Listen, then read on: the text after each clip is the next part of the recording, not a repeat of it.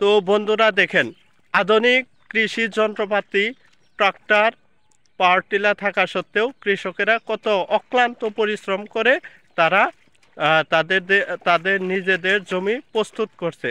কারণ বসে থাকলে এক টাকাও আপনার ঘরে আসবে না, এই চিন্তা করেই কিন্তু তারা নিজেরা পরিশ্রম করে ফসল ফলাচ্ছে।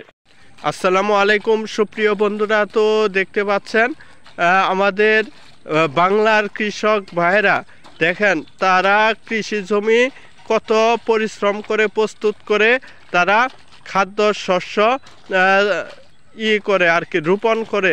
দেখেন তারা অক্লান্ত পরিশ্রম করে, তারা আমাদের জন্যই করে, আমাদের বাংলার মানুষের জন্যই করে।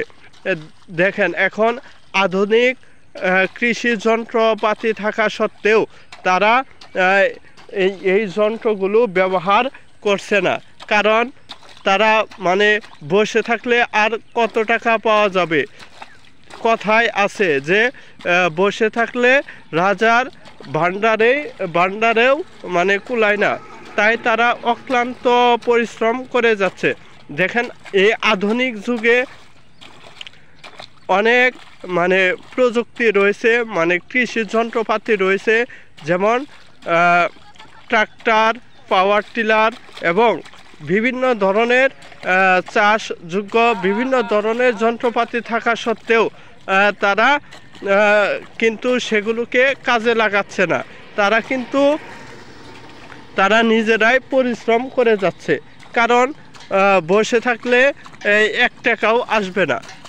যদি কোনো মানুষ বসে থাকে, অর্থাৎ তার যদি অধিক পরিমাণে সম্পত্তি থাকে, সে যদি বসে থাকে তার কিন্তু সম্পত্তি একদিন ফুরিয়ে যাবে।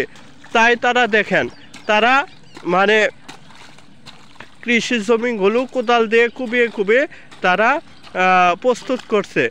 এতে করে দেখেন পাওয়ার টিলার বা ট্রাক্টর দিয়ে হাল চাষ করলে যতটুকু ধান পাওয়া যায় তার চেয়ে ইনশাল্লাহ কম পাওয়া যাবে না, আশা করা যায়। দেখেন কত সুন্দরভাবে তারা কুবিয়ে তারা ফসল ফলাবে এবং অনেক ধরনের তারা ফসল পাবে। এতে করে তারা বাংলার মানুষের জন্য অনেক উপকারী হবে। তো দেখতে পাচ্ছেন যে পাশের জমিগুলো তারা আধুনিক প্রযুক্তি অর্থাৎ ট্রাক্টর, পাওয়ার টিলার দিয়ে চাষ করে কিন্তু তারা এই জমিগুলো ফলিয়েছে। কিন্তু তারা কিন্তু আধুনিক যন্ত্রপাতি ব্যবহার না করেই তারা এই কৃষি জমিগুলো রোপণ করেছে।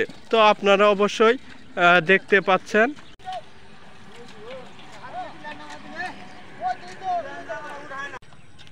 আমি চাচ্ছি বাংলার প্রত্যেকটা কৃষক ভাইদের জন্য দোয়া এবং ভালোবাসা।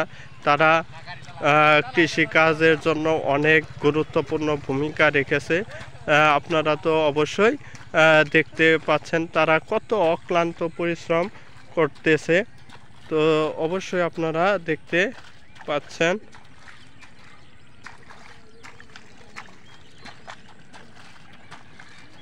তারা এই পুরো মাঠ অক্লান্ত পরিশ্রম করেই তারা ফসল ফলিয়েছে।